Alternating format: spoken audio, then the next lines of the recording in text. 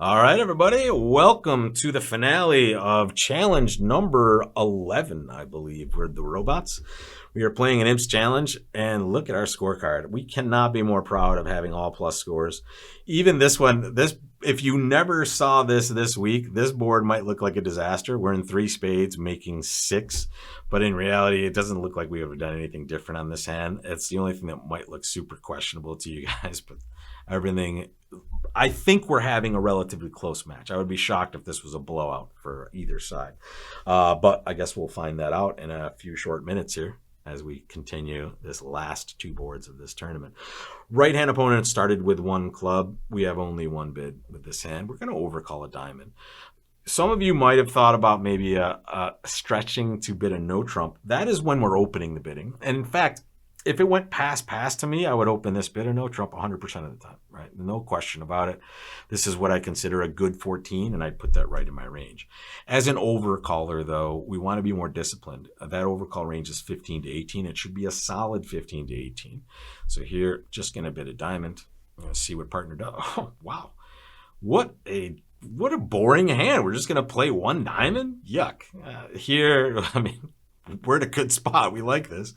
We hate that we only have a 6-card fit, but I mean, we're only at the one level, so we can lose a lot of tricks and still be successful. And I'll tell you what, folks, we may in fact be losing a lot of tricks very quickly on this hand. Here, we're going to take our free finesse here. Not that we're going to be able to realize anything extra. I'm going to play a spade from this side of the table only because I'm pretty confident I'm only going to get back here one time. And this is the suit that I need to play from this side. You might think you want to draw trump, and you do. I'm here to tell you we're going to draw some trump on this hand at some point. But knowing that I'm only going to get to this north hand one time if I'm lucky, I need to make the play that I have to make from this side. Diamonds isn't as important to play low to the king, queen, jack. The spade finesse is the important thing, and that's what I'm going to do. I would love to see a cover here. I wish I saw the queen. That's the dream scenario. Second best here. We get to successfully finesse for that queen. And now I'm going to let the opponents lead me. In fact, I'm going to draw trump first, but I'm going to save a hard exit for later as well. I might do that. Here, they're going to draw some trump for us. We're happy when they do that for sure. We'll pitch a club now. And here we'll pitch a spade. And now we have to recognize we have a diamond loser out there. There's one diamond left. It's the 10, and it's theirs. So guess what? We don't draw trump. In fact, I'm going to let them in with hearts. Let's go. Look at this beautiful scenario. Look at what their choices are with West, right? If they had a good diamond, they would be able to cash it, but then they'd be stuck in the same spot they are now. They're end plate, right? They cannot get this right, meaning they have to actually give us a trick, and maybe two of them. It's a weird spot. I might get this wrong and kick myself immediately. You have two choices. You can play low and hope they play the on or the queen here. You know the queen is to your right, right? So if you play low and they play the queen, you're going to win it in your hand, and then you're going to be able to transport to dummy and cash that king of clubs and pitch a heart, right? So that's the only play that should make sense here. If you played the 10, they're clearly going to cover, and then you're stuck in your hand. I want to get to dummy, so I'm going to play low and hope they get it wrong. Boom. Let's see if we can survive this. Yes, king of clubs pitching a heart. If they rough it, who cares? That's a winner for us. Oh, yeah, that's extra gravy on top. Magic. We'll take it. One diamond, making two. Interesting results for us so far. I mean, look at these contracts. We're in 2 games. The rest are 3 games. The rest are just part scores. But what else are we going to do? Look at this thing. All right. Pretty good scenario for us. And look at how important it is that we play those spades. And let me show you the spot I referred to when they get in again. All right. Club. Here's our spade. So now, once we start drawing these trumps, exiting and letting them win a trick is usually amazing, right? So there is the jack to the queen. And now, what do? Well, they could have cashed that 10 of diamonds for sure. They should have let a heart, right? But they didn't. Right? They let a spade. Honestly, I thought they didn't have a heart, right? Because the heart is such an obvious choice. But honestly, even if they do that, now righty's unplayed, right? If they had exited a heart at this point, take a look, they would have won their heart trick. But now righty is then played into a different spot where they give us one extra. It's not as punitive. We gained extra tricks this way because we got to pitch our heart as well. And in this scenario, if they do choose to exit a heart, they will get their heart trick, but we'll still get that nice free finesse on the way back. Okay, so interesting hand, and this shows you the real win for low level contracts is the amount of tricks we can surrender to our opponents and still be safe, right? Because you can see in these lower level contracts, it's very important sometimes just to have them on lead, especially when we can't accomplish our goals ourselves. Once we burn that club entry and dummy, we're never going to be able to get back over there unless we allow the opponents to help us.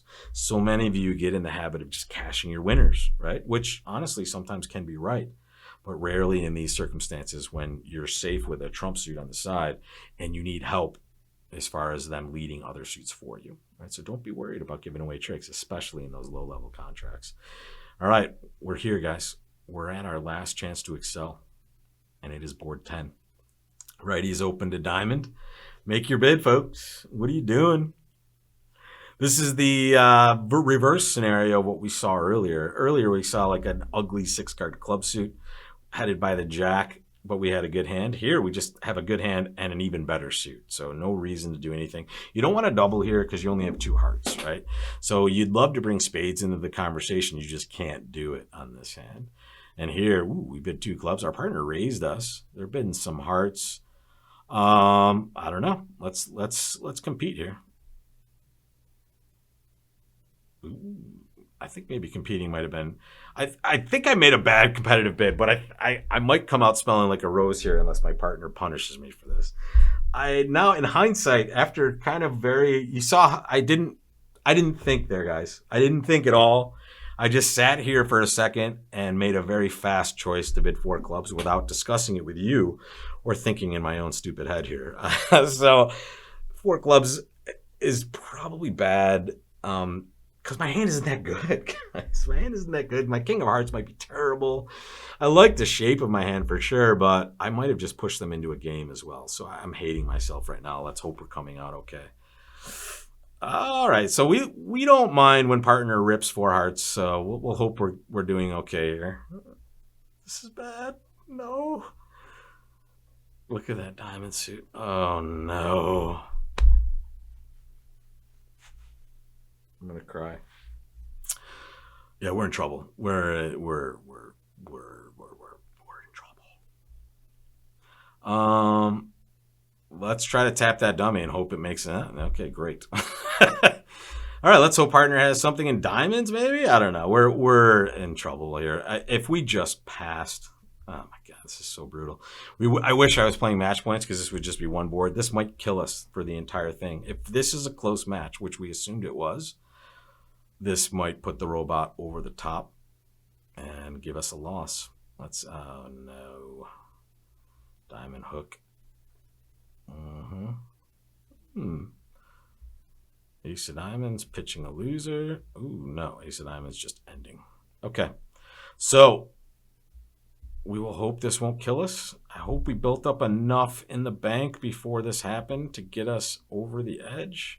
I'm beside myself because I could have just passed 3 hearts and just let them play a part score most likely. And instead it's minus 990. There it is, guys. Wow, 2 boards that crushed us here. Wow, the robot destroyed us. No. Here I think we're having a normal game and the robot is just punching us in the mouth on this one. But honestly, I punched myself in the mouth on this one. Look at this. Look at the terribleness of Rob Barrington on this last board. Unbelievable. I decided to make a stupid 4 club bid and get to the worst possible case scenario. I could have let them play 3 hearts for an average result. Luckily for me, I'm happy to say I still would have lost. I would have lost by 5 instead of 29 or instead of 21, but still not good bridge on that last end. And this just shows you saw the mistake I made, guys. The mistake I made was clear. I didn't think at all. I didn't pause to think. I just made a bid on reflex. And as soon as I made it, I looked at my hand and said, you are just dumb. Luckily, you got to see that live, guys. Welcome to my world of stupidity. It'll happen. I think that might be a little bit of COVID brain still hitting me at the end. But I'll deal with it. I am shocked that they're in game on this board number 5. So let's jump over to the results screen and take a deeper look and see what the robot madness was here. I mean, I can't remember the last time I got worked so hard by the robots here. And here's why. This was the first big swing, apparently. 5 clubs they get there on this hand. And I'm not sure how they would have done it on this one, except for taking another call with the south hand, which to me makes no sense whatsoever. But let's see what they did. Okay. So they passed originally. I mean, okay. All right, so passing is the key to success. So they passed with this hand, which, as we discussed, guys, the hand is just too good, in my opinion, especially in a best hand situation, to ever consider passing. Right? It's just ridiculous, especially you don't have a great 6-card suit, but you have a 6-card suit. The way the robot treated it is they passed, and then after the double that partner made in the balancing seat, which is perfect, by the way. If it went a diamond pass, double is clear with this hand. Now, south bid 2 diamonds, which is just like a Q bid showing, a good hand. And then they showed some clubs. And after partner balanced with a double and was a passed hand, they kick it into 5 clubs and get to make a game. I mean, I bow to your superiority, robot overlord. There's no way this is ever happening for me. I'm going to play 3 clubs always on this auction because I'm just going to overcall 2 clubs. Now, this would suggest, when you go about it this way, it is the way you would show kind of a flawed overcall. If my hand were lesser than this, I would, let it go originally and then maybe reserve the right to balance with a club call. Let's say I want a diamond or no trump, all pass, or 2 passes to me. I might bid 2 clubs. Who knows, right? I might not have given the best auction for that example, but here in a best hand situation with an opening hand and a 6-card suit, I'm in the auction, right? So I'm okay with this one. -10, I'll take that beating for sure. Ooh, number 7, look at this. The robot doesn't know the rule, folks, and they were punished accordingly for this. They passed this hand out because they didn't know that you always open a hand that has 3 quick tricks, folks. You have 3 quick tricks, ace, king, ace. You open the hand 100% of the time, and that's exactly what we did. And notice, if we got the game, we probably win this sucker, come close. But we're never going to be able to do that. At our table, you remember we opened a heart, and we ended up playing 3 spades for plus 230. And we went plus 6 on that one. Pretty darn good. I am not sure what the heck happened on this one here. Look at this. 1 club, we overcalled 1 diamond. What the heck did the opponents do? They pass this hand? Let's see. The other table, they doubled. I mean, okay. I don't want to show my 3-card majors when I can bid a 5-card diamond suit headed by the king, queen, jack. So in my opinion, again, guys, robot's kind of making weird bids and coming out smelling like a rose, because look at what happens. East-West plays diamonds. And they go plus 200. Luckily, we only lost 3 imps on this one because we were in 1 diamond making 2 on this one. And honestly, I thought we played this hand quite well.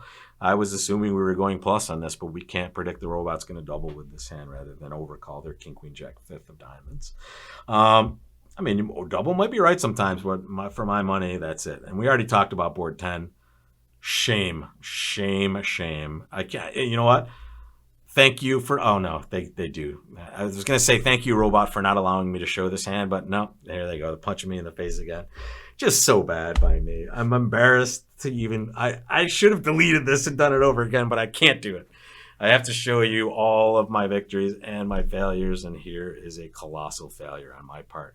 If I just pass, I don't win the tournament because of board 5. But at least I feel better about myself. I'll try to do better next week, guys. A loss, and this is the worst. This is by far the worst beatdown we took against the robot. So they were due for this. Congratulations. We'll try to do better next week. And thank you guys so much for watching these and commenting. I love the comments that you guys put on these, especially when you catch a mistake that I didn't catch, which is going to happen somewhat frequently because when you're talking and you're going over a bunch of stuff, you've seen me do it a few times. I just miss some things. So love when you point that out, but be friendly in the chat, guys. Yeah. And also, if you're not sure about everything, you don't have to come in there with some sort of comment on how you would do it, because you might be revealing some problems with your choices as well. So be nice in those comments, guys, and you'll notice I'll try to get back to you as quickly as I can with those as well. And you'll notice if I'm a little testy with you in there, there's a reason for that. And if you see me delete your comment, it means that you've said something that's so far beyond normal bridge that I can't let my students see it. Okay. So just be wary of that, guys. And I will see you next time in these weekly challenges or on bridgelesson.com for my regularly scheduled lessons. Take care, guys, and I'll see you soon.